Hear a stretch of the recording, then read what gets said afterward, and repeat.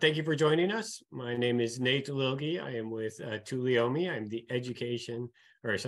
the Tuleyome Adventures and Engagement Director.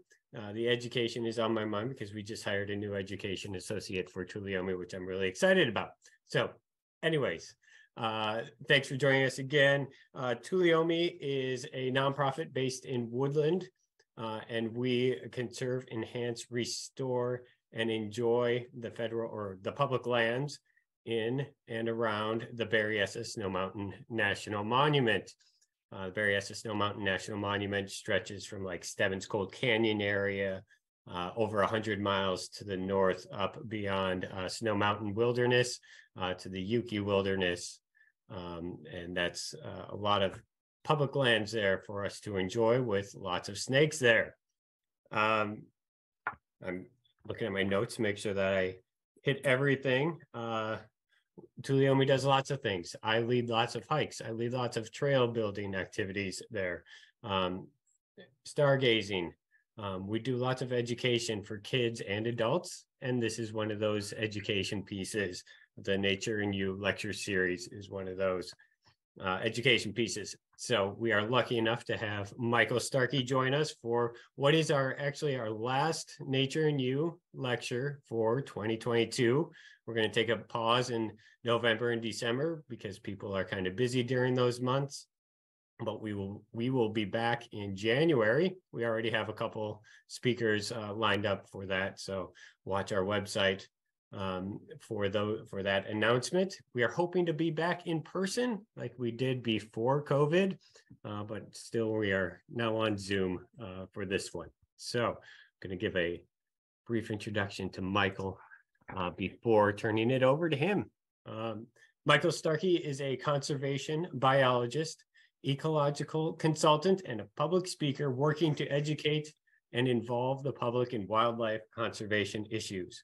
Michael has a diverse background in the field of wildlife conservation, and he has worked as an ecological consultant for environmental consulting firms and government agencies such as the U.S. Fish and Wildlife Service and the California Department of Fish and Wildlife.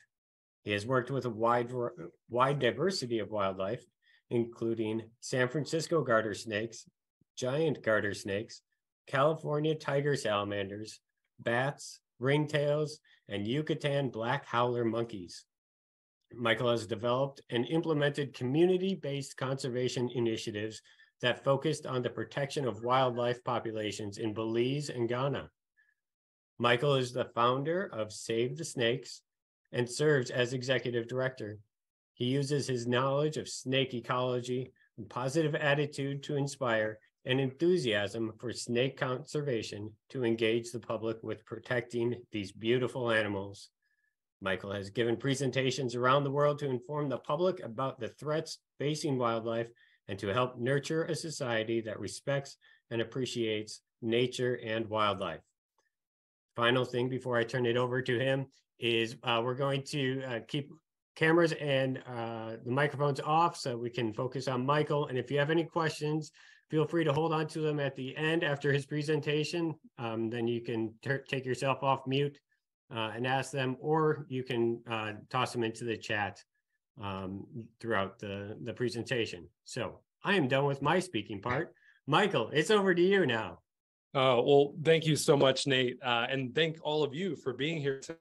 It's really exciting to kind of network with our local nonprofit, partners and community. So it's great to be able to share my knowledge and experiences with snakes, and hopefully maybe get some of you to enjoy snakes in the wild or wherever you might experience them. I'm assuming by taking this little, presentation that some of you fans of snakes, but you never know. Maybe some people want to cross over that little fear of snakes.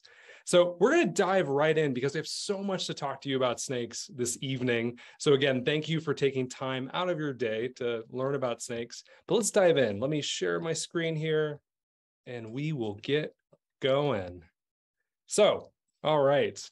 So I'm assuming everyone can hear that or see me, hear me. Hopefully no technical issues. Sounds good to me. Thank you, Nate. So we're going to learn about our Golden State snakes. And so what I mean by that, I mean, obviously California is the Golden State, but we have so many different snakes in California. And as a result, many times we may not want to encounter them, right? And maybe we have questions about them. We want to learn more about them. So today is going to be a little bit of an introduction to some of the snakes that inhabit our region, specifically actually around the Sacramento Valley, around Woodland, around Lake Berryessa, many species that are commonly identified in that space. But also we're going to talk about how to keep people safe from, snake bite, learn a little bit about snake bite first aid, and we'll get into a whole bunch of other things. But first, let's learn about some snakes. First things first, little is known about snakes. They are cryptic. They, rely on their camouflage or to blend in their surroundings, and they're kind of secretive. Some are nocturnal, some are active when people aren't around. And so we really don't know very much about these pretty incredible animals. And so that makes snakes already a little bit mysterious, just because scientists and researchers are just scratching the surface about snakes. But what we do know is there's about 3,600 species across the globe. And California has about 35 species, subspecies, depending on what researchers you talk to. Taxonomists always like to argue about how many species really exist based on new data. But we know there's about 3,600 species. And so of those 3,600 species, about 18% of them have venom that is potentially dangerous to humans. And it's considered medically significant. Which I always think is a kind of a funny term for you need to get to a hospital if you've been bitten. So only 18% of those snakes have venom that's potentially dangerous to humans. So just like on the screen here, the coral snake, another beautiful snake you can find in Central America. I saw this one in Belize.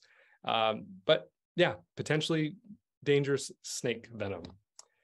So there is this big question, why are snakes important? And because if many of you have maybe have some fears or trepidations about snakes, there might be maybe that question like, why would we save them? What do snakes do? And first, snakes are critically important animals for our world. They maintain balance in the food web because snakes are predators, one, and two, snakes are actually prey. Fish eat snakes, frogs eat snakes, even monkeys will eat snakes, birds eat snakes, coyotes eat snakes. All kinds of animals eat snakes and depend on them for their survival. And so by maintaining balance in the food web, snakes play a very important role. They're also a natural form of pest control. So snakes are a farmer's best friend. They can go places that hawks and owls can't go. And so they provide humans an ecological service by being a form of pest control. And there are actually many more reasons why snakes are important. Like just for example, snake venom is actually saving lives. So scientists and researchers are creating new drugs from snake venom that are treating Alzheimer's, high blood pressure, even Botox is from snake venom. So there's really many reasons why snakes are important.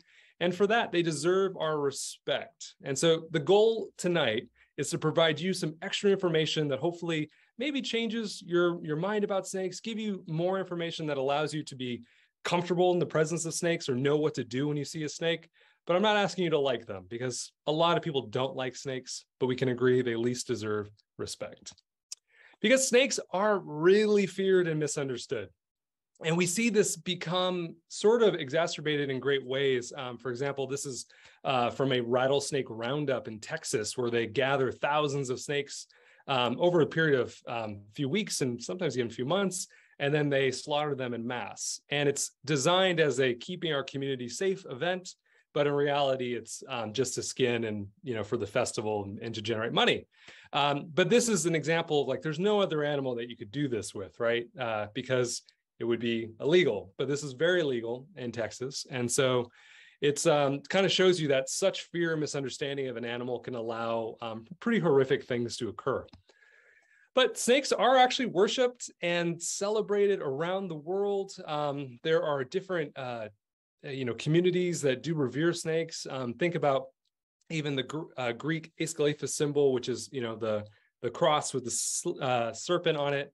Snakes have really been part of our culture from the beginning of time as well.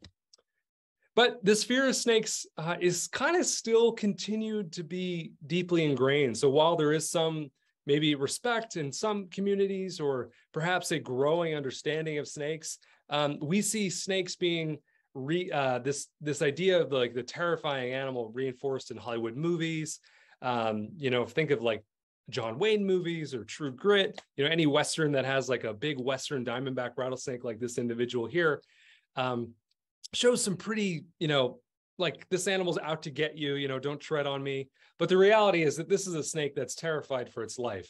But in pop culture and in society, fear of snakes is taught, and it is definitely reinforced.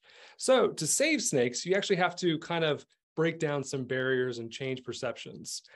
And it'd be a lot easier if snakes were, let's just say, charismatic. So charismatic megafauna is the term I was thinking of. So if you think of like a tiger, an elephant, a panda, these animals, you don't need to convince anyone to save them, because man, take my money now. I'm ready to save the pandas. So snakes aren't, most species I would say are not charismatic, right? They're, again, cryptic, might be brown, green. And so being an uncharismatic species, that actually has really great conservation challenges. And so this is a species that I've worked with quite a bit. This is the giant Gartersnake, Thamnophis gigas. It is endemic to the Central Valley of California, meaning it exists nowhere else in the world. But it's a big green brown snake, but it's also threatened and endangered, threatened, state threatened and federally threatened. And so this snake needs help to protect its wetlands that it thrives in, to conquer some of these other conservation challenges. But by not being so charismatic, like maybe a tiger, it can already be tough to get public on board to save these animals. And so snakes are actually quite, they're becoming increasingly threatened. Just this year, the International Union for the Conservation of Nature, which is the IUCN, came out with a report that 1 in 5 reptile species worldwide are threatened with extinction. Snakes are threatened by habitat destruction, climate change, infectious diseases, overharvesting, so being taken out of the wild for food, for skin trade, and many other reasons. And so what we're going to need to do, though, is to save snakes and to tackle some of these conservation challenges, we need to have a public and a society that allows those animals to exist. And so the way that our organization does that is we protect snake populations through education and community outreach to create a harmonious relationship between humans and snakes, right? So because, again, if a snake is an endangered species, a threatened species, like on the logo of our organization is a king cobra, arguably one of the most iconic venomous snake species in the world, if not the most iconic snake species. It's a threatened, and throughout its range, it is in danger of going extinct. And so, however, whenever one of these snakes appears in an area, it might be killed just for being what it is. And so we have to get communities on board to say this snake is special, we can respect it, we can learn to coexist with it. And so what we do is we find people who are already working with these snakes. So working with king cobras, working with black mambas, working with rattlesnakes, and we support their work. And so we support community-based snake conservation or snake bite mitigation strategies, because the unfortunate reality is you have to look at snake bite in combination with looking at the conservation challenges of snakes. And so we find people who are working on both of those things so that we can not only stop snake bite and help people, but also to help, look at the conservation challenges and find solutions to saving snakes. And then what we do is we elevate their work on a global platform. So these very dedicated people who are, saving snakes, we help get their name out there, the social media and on our website. And I just wanted to showcase a few of these individuals.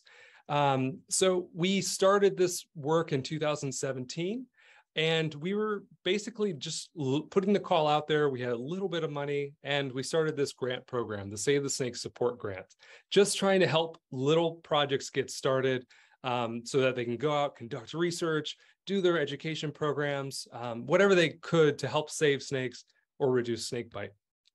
And of the past 4 years we launched this grant program, we've actually received over 130 proposals from 31 countries. So the need is there. Unfortunately, we were not able to fund all of these projects, but it demonstrated to us that there is a great need for funding for these projects, because again, all of these conservationists who want to work with snakes or help their community from snakebite, if they're applying for the grants, they're competing with charismatic megafauna. So the pangolins and the elephants and other human wildlife conflict.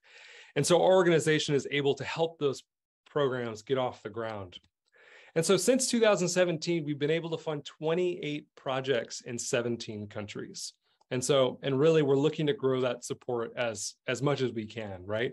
More projects, getting more conservation partners what they need, whether it's funding, technical guidance, help with writing grants, because we all know, well, maybe if you don't know about writing grants, it can be quite challenging. So some of these individuals I'd like to showcase tonight.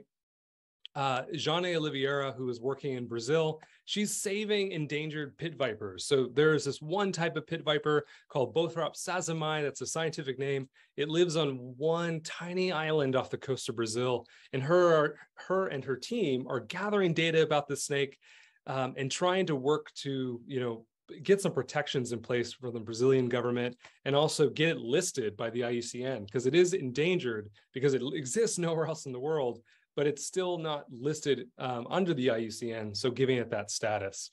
So her team has had some great headway recently, getting a lot of news about this important endemic snake species. We also support a very dedicated woman, Maria Elena from Ecuador, who's actually going out into indigenous communities in rural Ecuador, so parts of the Amazon and other areas, where she's translating basically snake bite information and snake awareness, like education materials, into local languages, because not everyone in these rural places maybe speak Spanish. They might speak Quechua or other indigenous languages. And so her work is in translating this very, very important information that's keeping people safe. And then she's also researching endangered snakes of that area. And then one of our highlight programs is Kamal Devkota, who's working in Nepal. And essentially, he's working to save king cobras.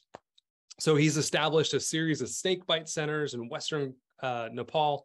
And him and his team have basically created this network that's helping learn more about king cobras, gather data about them when they're encountered, and then get them back out in the wild.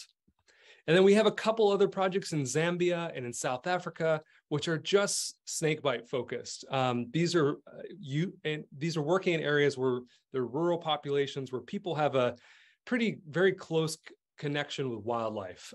So not only snakes, but there could be lions or gazelles and elephants and things that might cause conflict. And so the programs in Zambia and South Africa are looking at getting the right information about snakebite, how to coexist with snakes, and also rescuing snakes that might be in someone's house or property, and then relocating them back out in the wild.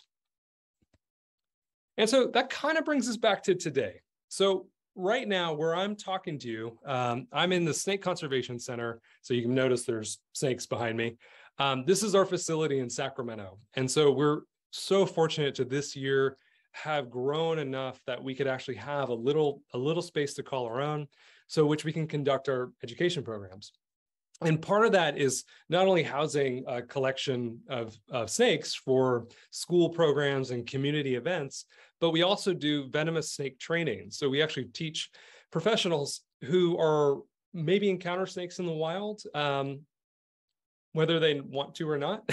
So like utility workers, first responders, people like a military that work on military installations, but also wildlife biologists, people who want to learn more about snakes and how to be safe when they need to necessarily get them out of a work area, get them out of their job site.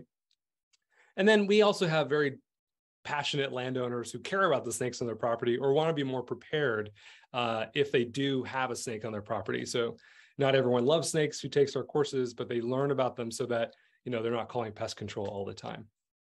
And so what we're going to do today now for the next 20 or so minutes, I'm going to be diving into the Golden State snake. So I want to give you this introduction to the work that we do, but we're going to learn a little bit about some of our native snakes. So I hope you've learned something so far, but the I like to share what we do as an organization first, just because it kind of explains how we think about things and how we teach our material. So first of all, there are 10 species and subspecies of rattlesnakes in California. So we actually have quite a few. We're very fortunate in that way. And there are 4 venomous reptile families: Viperdae, which is vipers; Elapidae, which is the family of cobras and kraits and sea snakes. And then we have Colubridae, which are harmless snakes. And some of them are rear-fanged and do have venom, but they're not dangerous to humans in California. And then we have one lizard, which, if there are any reptile fans, you probably know what lizard that is, and we'll talk about it shortly. And so before I jump into the vipers, because that's kind of, I think, one of the reasons why everyone's here tonight, let's learn about rattlesnakes, right? A viper. I want to share some other species we have. So the elapids, which are again, cobras and kraits, we have one sea snake that does exist in California. Very Southern California, very rarely do people see it, but every now and then there'll be one individual that will wash up on the beach in like San Diego and some, I don't think they've gone that far up to LA, but very far south of California. They get caught up in a current and unfortunately end up on one of our beaches and usually don't survive. But it usually makes the news. So if you Google sea snake California, you'll see some pretty cool stuff. But it counts. We have them in our waters. So of the colubrids, that's the harmless snakes, there are ringneck snakes and nightsnakes, which are true rear fang snakes. They have little fangs in the back of their mouth and they have venom glands. But that venom isn't harmful to humans. It's harmful to their prey. So ringneck snakes will eat, little salamanders. Night snakes are lizard specialists, and so they're great at taking down lizards. But they are rear-fanged venomous snakes. And then in the very far southeastern part of the state, there is one lizard, the Gila monster, if you had guessed it earlier. Very rare in the state, though. I think there's about 12 occurrences that we know of. There might be a little more recently. So very rare. So if anyone sees a Gila monster in California, please report it to Fish and Wildlife Service, because that's a really cool observation that we want to be on top of. So moving forward, there is one rattlesnake in the Northern California area around Woodland, around Sacramento, that we need to learn about. And that's, the Northern Pacific. So this is our snake species. So if you are, going out to the American River or hiking the hills of, Stebbins Cold Canyon, if you see a rattlesnake, this is going to be the one. I talked about taxonomists and researchers maybe arguing about different species and subspecies a little earlier. There might be a paper coming out that says south of Sacramento, we actually have a different rattlesnake called a Southern Pacific. That paper is not out yet. So for the sake of this presentation, as of 2022, the species around here are just Northern Pacific rattlesnakes. Okay, so now that I got the taxonomy out of the way, these are not a giant rattlesnake, but medium size. They get about 48 inches, 4 feet, but that's a really big one for sure.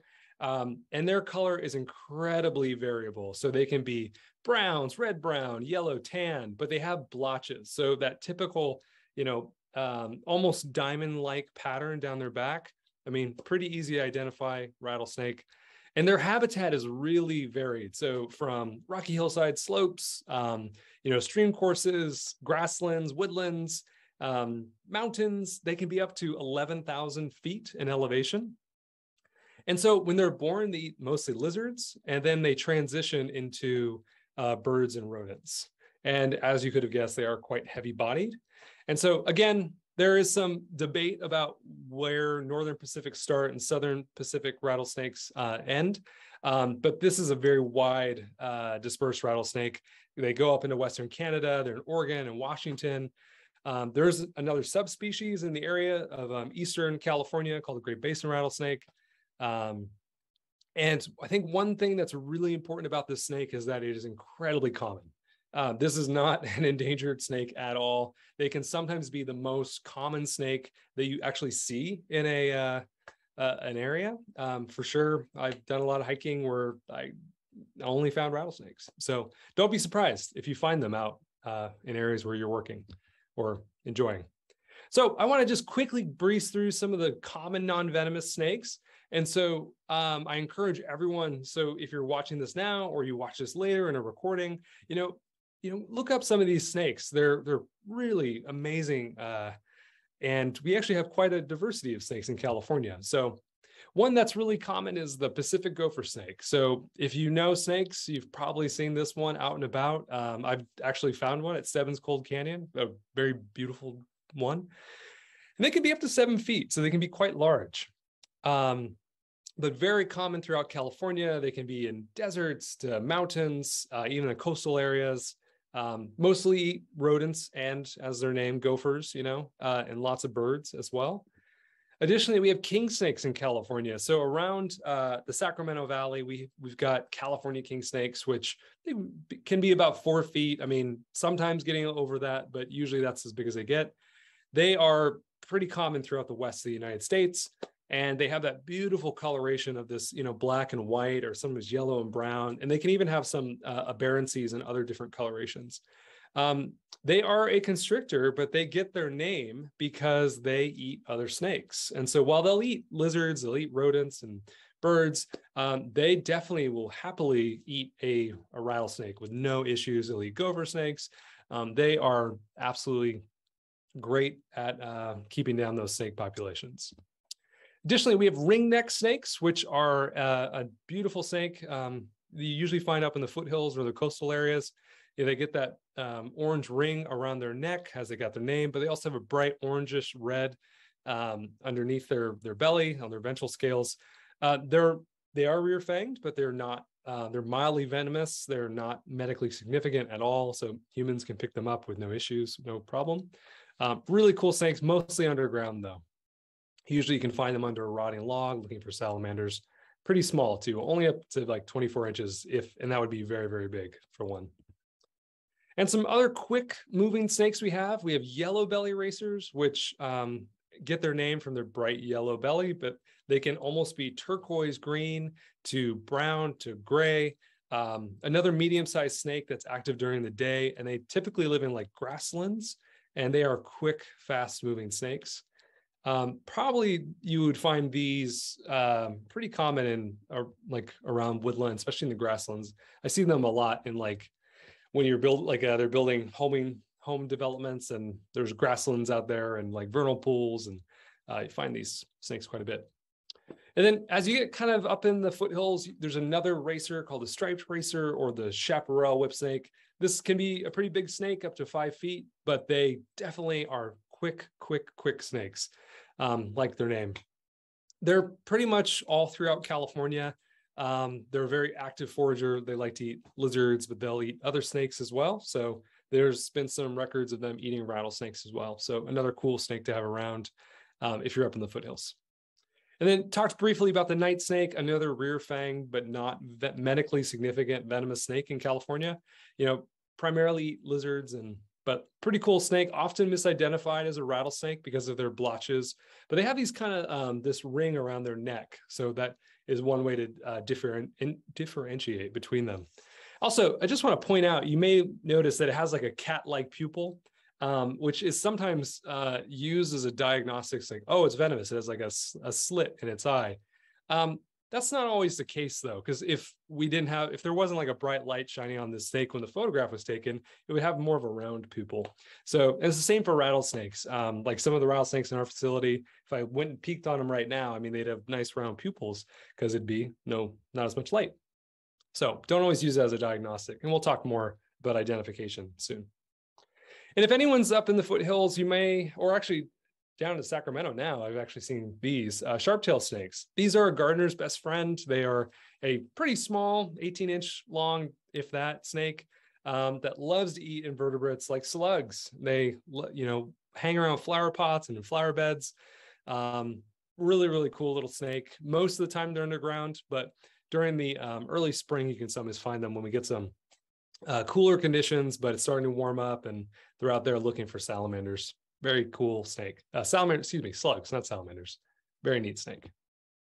And then lastly, I'm going to talk on the Gartersnakes. So Gartersnakes are a wonderful group that is near and dear to my heart. In the Sacramento area, we have 3 species, the Valley Gartersnake, the Wandering Gartersnake, and the Giant Gartersnake.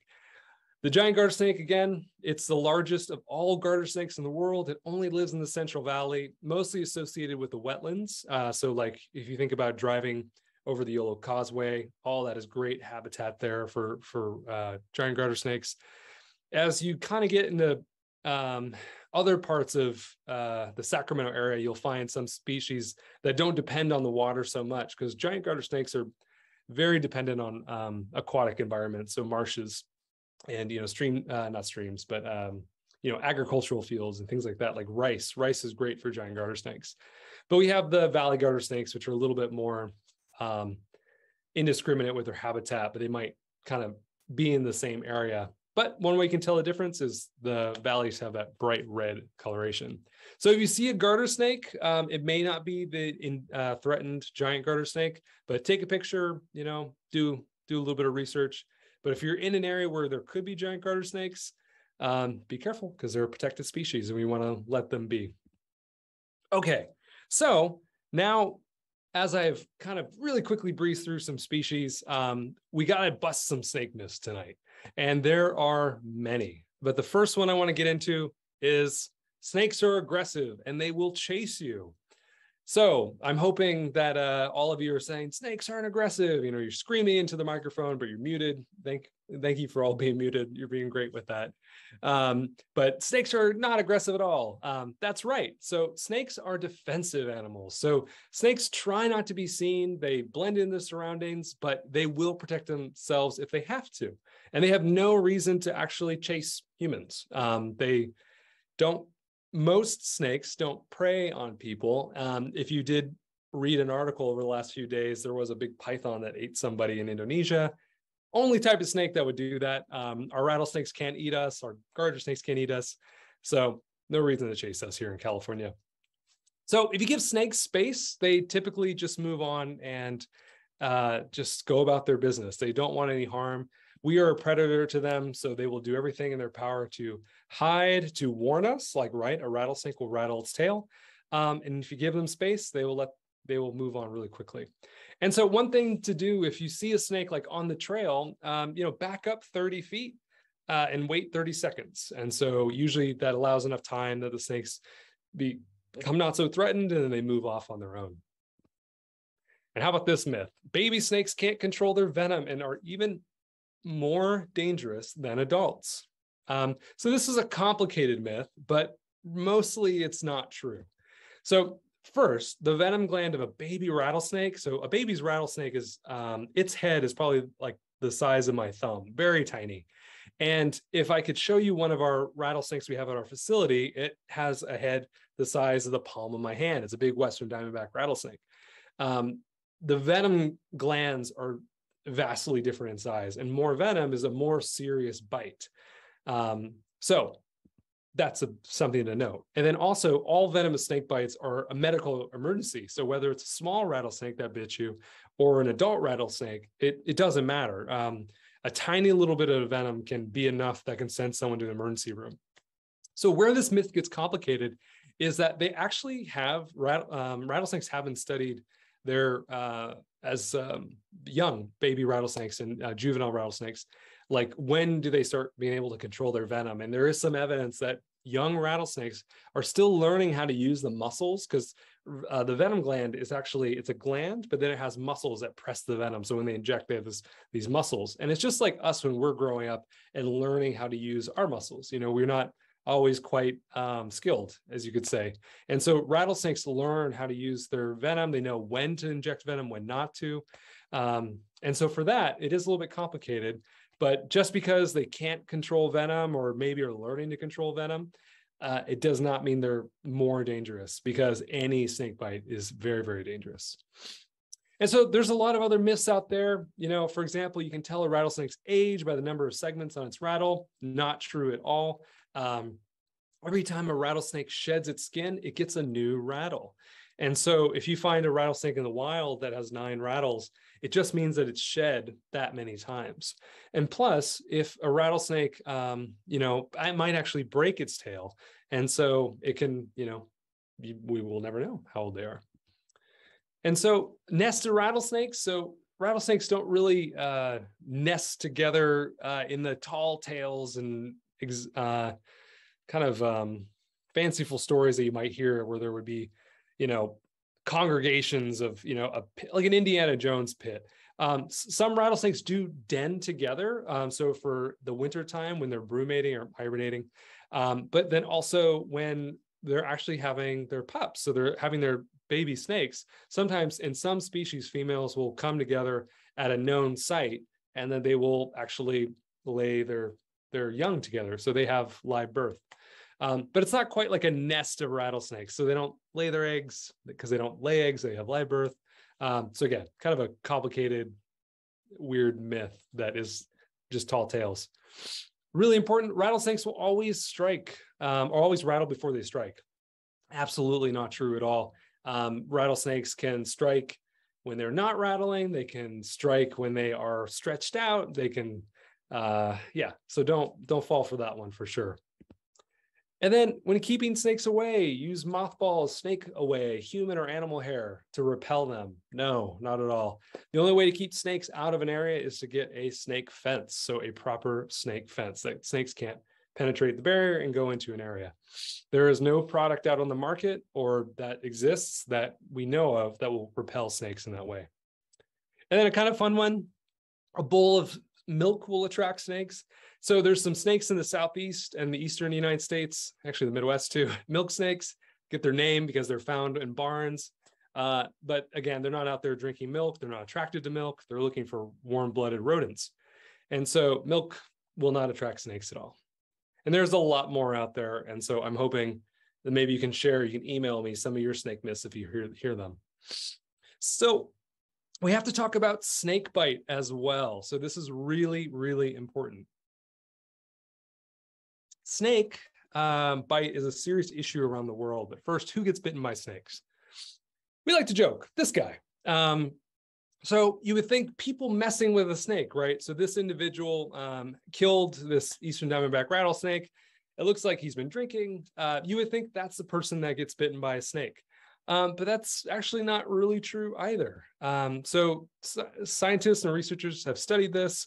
And each year we know there's about 8,000 to 10,000 bites in North America. 5 to 6 people die every single year. So it's actually, for the amount of bites, it's actually really rare that people die. And even bites, it's a good amount of bites, but it's nothing compared to certain other things that are, think car accidents, for example.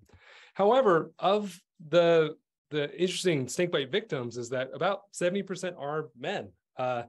And about 30% are women. And this could be because of professions. Maybe people, men are out working outside in, like, I'm thinking construction, utility workers, or maybe more male dominated. Unfortunately, the paper didn't elaborate by occupation, but we know that in North America, most snake bites are for men, but women get bitten as well.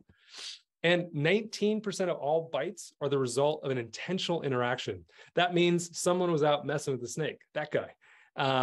But that's not a lot. So that means about 81% of all snake bites in North America are accidents. Really, really important. Because it's people who are gardening. It's people going out on the trail. It's people who put their, they sit on a bench somewhere and they didn't expect there to be a baby rattlesnake on it or something. Snake bites are accidents for the most part. And it's important to understand that, because as you're going out and enjoying nature, or or working in an area where there could be rattlesnakes, or living in an area where there could be rattlesnakes, it's really important to have snake awareness, because it could happen, because it's an accident.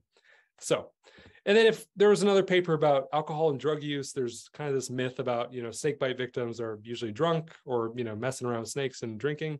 Of 92,000 plus hospital records, less than 1% were associated with drug or alcohol use. So again, that's not very common as well.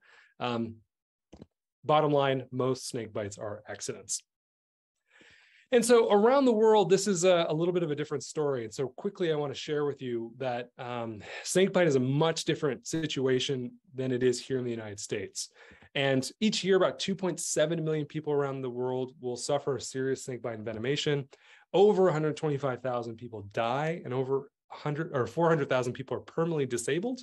And these probably numbers are underestimates, because these are from hospitals and clinic records.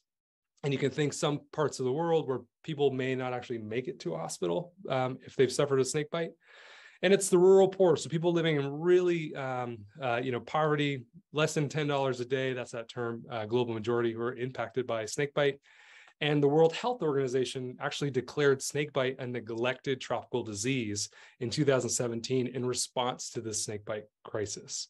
So snakes already have a bad rap, but when you call snake bite a disease, like on there with dengue and other tropical diseases, it's going to make people not like snakes very much. So it means our organization has to work extra harder to get people on board to coexisting peacefully with snakes. So, but you are here for snakebite first aid, and it is important. We don't take any risks with our snakes, our training programs, or when we're enjoying, our time in nature, seeing snakes in the wild. It's serious. The snake bite is very, very serious. And so with our rattlesnakes, if one is envenomated, the first thing that you can expect is burning pain. So if you're bitten by a rattlesnake on the hand, for example, your hand will hurt. Like I've heard it described as like being burned, or with a hot poker on your hand. That pain will really progress too quickly. You'll have swelling, and then bruising, blisters, and blood formations, and then finally tissue necrosis. The longer you wait to receive antivenom, which is the only cure to stop a snake bite, you'll have more damage to the skin. So time is tissue with rattlesnake bites. And there are also some systemic issues that can happen as a result of snake bite. So, it's not just what happens at the bite site, but in the body, you can experience nausea, vomiting, abdominal pain, diarrhea, headache, tachycardia, so a quick heartbeat, or irregular heartbeat, respiratory distress, dizziness, hypertension, collapsing convulsions. And so the main point I want to make here is that your body could be going through some very scary things after a snake bite. And plus there's a stress factor of it as well. And then depending on where you are in the United States, some snake venom might have some different things or symptoms that will appear. But our rattlesnakes, this is kind of what you can expect. And for systemic issues, you might get one thing, just nausea, you might just get dizziness, or you might get multiple things. And so when we get to a hospital, before we get to a hospital, it's really important to take a photo of the snake, or to identify it at least. So luckily in California, if you're bitten by a venomous snake that you have to go to a hospital, it's gonna be a rattlesnake. It's very, very common that it would be a rattlesnake, unless someone's illegally kept cobra got out or something, but that's really rare. Rattlesnake bites are pretty common. And so, but it's important that we identify the snake. But even if you don't, if you start having swelling and you see a little bite location, it's really possible that it was a rattlesnake that bit you. So, but if you can take a photo, that is helpful. So don't need to kill the snake, because if you try and kill the snake, you actually put yourself in danger of getting bitten again, thus getting another dose of venom. Don't want that. It's very important to stay calm, or calm the victim, whoever is there. An increased heart rate can expedite the absorption of venom in the body. We want to remove all jewelry and tight-fitting clothing. So you want to take your rings off, jewelry, things like that. And you want to immobilize the bite wherever you were bitten in a slightly elevated position. And when you get to the hospital, they're actually going to really elevate. It's thus important that we mark the bite, the extent of swelling, and the time of the bite. This is really important. Don't put it on a piece of paper. Don't put it on your phone. Write it with a Sharpie or a pen right on the bite, because the doctors are going to look at that and they're going to prescribe you antivenom once you get to the hospital, and they'll need that information. And then very important is you contact 911, and it's also helpful to contact poison control. So 911 is going to get emergency services to your location, because you don't want to be driving, and you want to have access to, life support and other, ALS systems, because if you go into respiratory distress, it's really important that you have that equipment there that can save your life. And then poison control, it's more common for healthcare providers to be working alongside with poison control, like, the doctor and things. But poison control is going to consult the doctors on the snake bite to help, treat you. And they're also going to make sure antivenom gets to your location. Don't worry about finding the antivenom. Just get to a hospital. Antivenom will get to you. And so there are a lot of do nots. And so I'm going to quickly go through these, because there are so many myths about snake bite. But really important is to never, ever, ever apply a tourniquet. That cuts off the flow of all fluid at the extremity, and it can do not only tissue damage, but nerve damage and things. It's not necessary. Your body can handle swelling.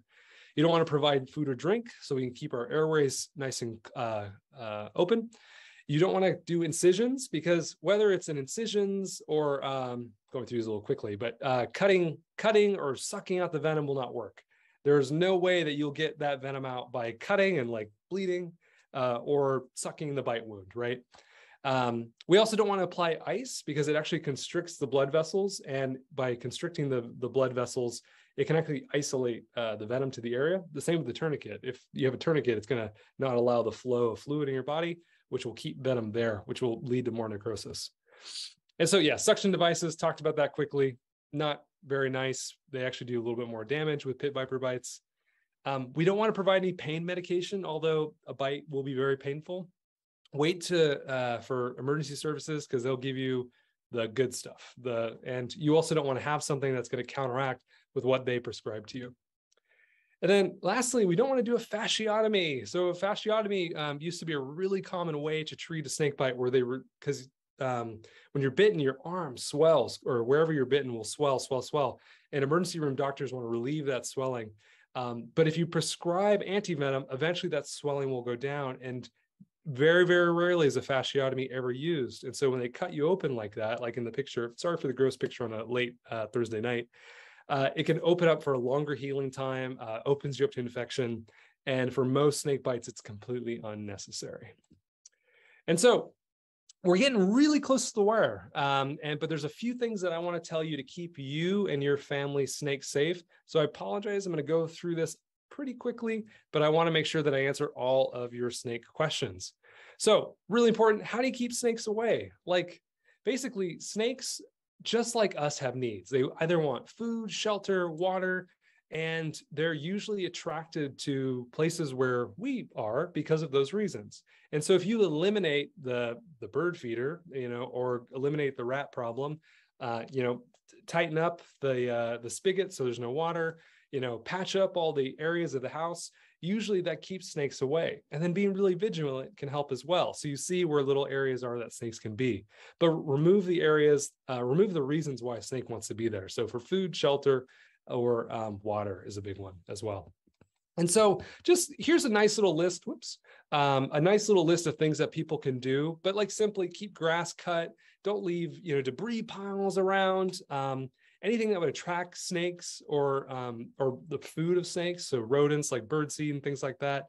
And also you can go to our website and savethesnakes.org/coexist and learn a little bit more about things you can do to keep snakes away. But basically, again, look at why would a snake be there?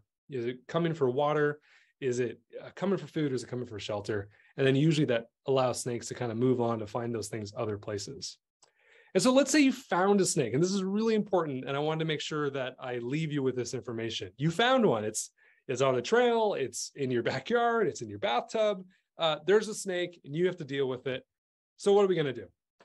Okay, so there's a lot of things to consider when you find a snake, and it's like, first, what do I need to do with this? And so kind of I made this, just had this question, do you live, play, or work in rattlesnake country? Do you live or working or playing in a place where there's snakes?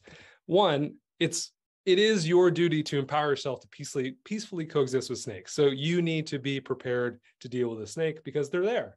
Just as we do the same for, first aid and CPR in case an accident happens, or we learn other skills, we can do the same with snakes. And so before you see a snake, it's important to plan. So think about it. Think about it with your family, your colleagues, whoever might encounter that snake with you. Talk about it. What are we going to do if we have a snake in this, area in my backyard or in the house, things like that? What are you going to do? So snake awareness and snake bite first aid for anyone involved is very important. So they know the right things to do when a snake bite happens, because it's after the fact where you don't want to do any of those do nots, right? You want to make sure you're doing the right things when a snake bite happens. And so if you practice and talk about it and make a plan, you'll be more prepared when you actually encounter a snake, or worst case scenario, there is a snake. There's also some legal and medical risk considerations. So legal, one, Technically, there's some snakes are endangered and we don't want to just kill them or remove them. And there's some legal protections there that we need to consider. And I can provide more information about that. But there's also the medical risk consideration. So if you're the one that's going to deal with a snake, a hospital bill for a rattlesnake bite can be $250,000 to $500,000. And I'm not kidding, it can even be more than that. So it can be incredibly expensive to treat a rattlesnake bite. And normally health insurance will take care of that. But if you're uninsured or maybe not have the best plan, it's important to consider is like, do I want to have that risk? Or maybe there's another reason that you just don't want to put yourself in that risky situation. So by managing the property or wherever you are, that can help keep snakes, away. And then venomous snake training. So come and take one of our courses, learn about the snakes and become prepared that way. And so when you do encounter a snake, here are some things you want to ask yourself.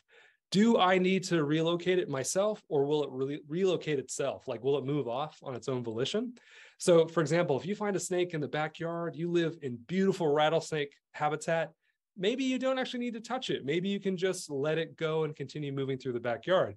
But if it's in your bathroom or if it's in the house, you got to get that snake out of there, right? So second, should I call a professional?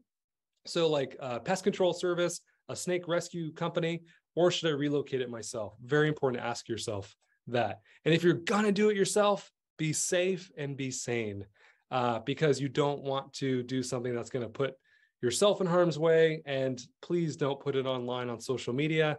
There is a lot of risk that goes involved with that.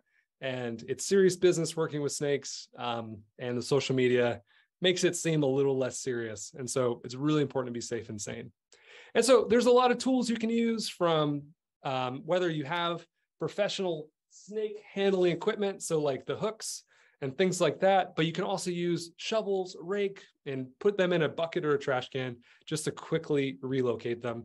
But again, I would say get some training to better prepare yourself, but moving a snake is not overly complicated. And then where do you take them? The best thing to do, edge of the property if you're in a rural area or the closest habitat that's nearby, and no further than 0.5 miles. And why so close? The research that scientists have been learning about rattlesnakes is the further they're taken away from their home range, because snakes actually do have home ranges. They have places they know, that they like, and when you take them outside of that, they don't do very well. They get exposed to the elements, they get predated, they get run over by cars, they get killed by people. And so there's actually some good evidence that says you move a snake far from where it was found, it's probably going to die. So the closer, it has a better chance of surviving. And then if you have to move it, be really consistent. So don't go from like a wetland to some mountain hillside or something. You want to release the snake into thick vegetation, burrows, root systems, etc. Somewhere where it's going to avoid the heat of the day and be able to kind of mellow out before it has to face an unknown new area to live in. So again, think about time of day. If it's really hot, don't let the snake go. It's probably not going to do well. And just really pay attention to that temperature. Okay, so I went through that so quickly. And so I just have a few last things that I want to share with you all. We are a 501c3 nonprofit. And if you enjoyed this presentation tonight, you could donate online or maybe come visit us at the Snake Center, take a snake training course, or maybe purchase a t-shirt. Greatly helps us. Like other nonprofits, we're always struggling for funds. So we are so appreciative when people learn about the work that we're doing and support it financially. If you would like to actually come travel with our team of snake experts and herpetologists, in 2023, we're going to Costa Rica and Panama. So we have an eco tour program where we take a small group of people and go see some amazing snakes, howler monkeys, sloths, macaws, and all kinds of amazing wildlife. And it would be great if you could join us. And then in a few Saturdays, we are going to have an event at a local brewing company in Rancho Cordova called Movement Brewing Company. And it's Saturday with the snakes. We're going to have a group of our venomous snake instructors, our volunteers, and our community. And so if you'd like to come and learn about our organization, we'll also be talking about 5 years of saving snakes and highlighting some of our most amazing moments as an organization. And so come, totally free, and come hang out with me and our wonderful team. It would be great to have you. And so with that, thank you so much. Thank you, Michael. And thank you everyone for joining us. Like I said, this is the last one for 2022, but come January, we will have another one, maybe in person, maybe on Zoom, maybe a hybrid, we'll see. So be sure to check out our website, tuleyome.org. Thank you, everyone. Have a great night. Thank you, Michael. Oh, thank you all so much. Have a great night, everyone.